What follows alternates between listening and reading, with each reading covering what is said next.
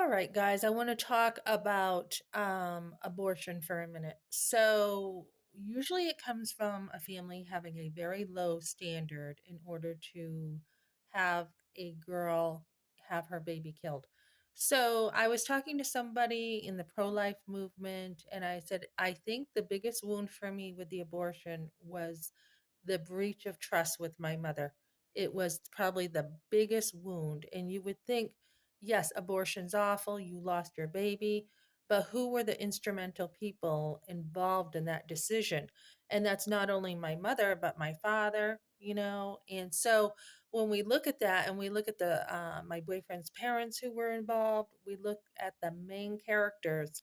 Um, as a minor, I mean, I was a minor. Come on, you know, adults are responsible for minors. I think as I look at this, I am now looking at family counseling. I had just talked to somebody about, not only do we put those boundaries up because you're approaching your mother in a way that you're like, you got expectations. You're like, I've got a mother and, you want her to be, caring and loving and kind to you. But when you approach her, you get bit. Every single time you get bit. So my mother had spread a bunch of lies about me, saying she couldn't be a grandparent, etc., whatever version her grandparenting was to my in laws. And then they had jumped on the bandwagon, and Rob had said, I wish we had never gotten involved at one point. And so this whole thing has to do with family dynamics. I mean, I had a mother during COVID, I called her after her constant rejection of me and had checked to see how she was doing, and I told her I loved her. She said she loved me. And then I hear from family that she doesn't want to talk to me because relationship is too hard. Now, we haven't had much of a relationship. When I was younger, she had said, I hope we don't have a relationship like me and my mother.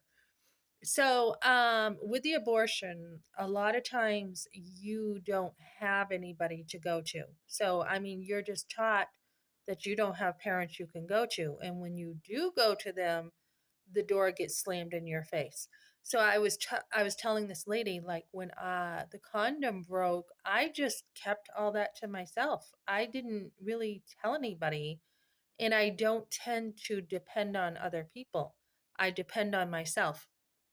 Now, 40 years of working basically. I mean, I started working when I was young, and I was just looking at things again today, and I'm like, geez, add this up. You forgot about a couple jobs. You have over 15 years in the restaurant business, so you need to write this down. And you've had laundry experience. You worked at a laundromat, and you have over 7 years of cleaning. You have over 7 years of being in the pro life movement. You have some of actually probably longer than that because when I took a Grace for the Wounded group in 2007, some of that was about abortion. So, I mean, I have tons of experience in the pro life movement. And when my kids were growing up, I listened to Abby Johnson and Lila Rose. So that's something that I've done. I have over 30 years experience of teaching, from driver's ed teaching to swimming lessons with my kids to parenting, childcare. I'm like, Melissa, put that stuff in. You gave so much, not to even mention what I can put in with each subject. So, I mean, I'm just a worker. And then before I even started my first job, I was helping out at the bow and arrow shoots, with a friend. We took over the hot dog stand, the hamburger and hot dog stand. Plus, I helped my mom growing up always. I helped her clean. I helped clean my grandmother's home, my great grandmother's home. I mean, all my life, I've worked. So I'm like, put those skills in there, So as I'm looking at whether I want another class on abortion to peel the onion back some more, or whether I want to go into family council, I can go either way. I can go either way. So my mother had a mother who was very against her in many ways. The mothering is a huge deal. How you mother your daughters, huge part of the abortion story or the abortion conversation we're not getting into. So yesterday, when this man had talked about his business and how it's founded on Jesus Christ, he was a huge witness for Christ yesterday. And I stood up and said, I'm also a child of God's. And where I had trauma in my life, how do we incorporate this into our business with a forced abortion I had? And, they're just like, well, they had some ideas, and I will have social impact where I'm helping young girls to learn skills. I am helping, to mentor as an older woman as they aren't, sort of thing, and to help girls. So I will be incorporating my story of abortion into my business at some level and have a big social impact. But as I do this, I want to make sure I'm looking at all angles of this and I have other people around me. I just had a score class this morning. I had a score class last night. I have another one on one. I had met, like I said, with a lot of people one on one. So I'm covering all my bases. I've signed up for a business class so that my hand can be held as I get my business going so it's stronger, so I have more success, so I can tap into those resources. So, as I do this, it is now time to look at the family dynamics and be like, okay, how, do I just focus on my mother with her wound to me, or do I look at the wounds my mother has had? And we are not all compartmentalized like we like to think we are, but my mother is a huge part of how I was raised, as most daughters have a mother to show you things, right? And so I had a lot of other women mentor me and speak into my life. And that is what you want, ladies. You want other women to speak into your life, because when your mother, continually lies about you and says things about you that are not true and doesn't really know you, you need to realize that your mother just was not capable of being there for you for whatever reason. Like I didn't really have a mother, emotionally or physically. She wasn't really there for me. So you need to be able to grapple with this and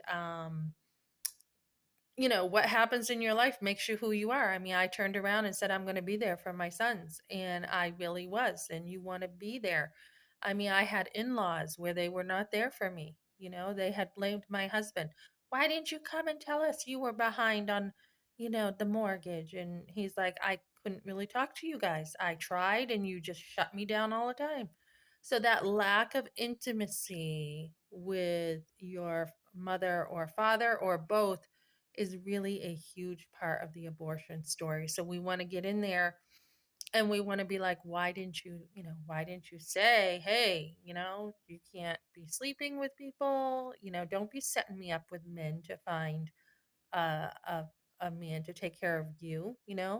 Why couldn't you have said no? You're too young. My father did try, he was the only one, but when we look at women who, just will step all over, your dad and be like, "Oh, she's fine."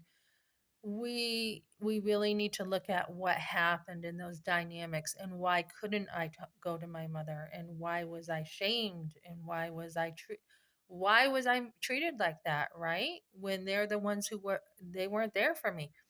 So, we need a bigger conversation with the abortion stuff, guys. And I did have a lady come up to me yesterday and say, "Oh my goodness, I'm so sorry, Melissa. You went through the abortion." She gave me a huge hug. We need people to really be able to get into each other's stories and be like, what happened and how did this happen? Did she just bring you to the doctors, or did she actually, my mother stood there and made sure real fast that she brought me in real quick. The doctors took me real quick. She said, "Don't read the paper." Even if I wanted to read the paper, which was full of lies with, a tissue and everything, I did not have time to read the paper. So that can be something that, can bother you later on. So we really need to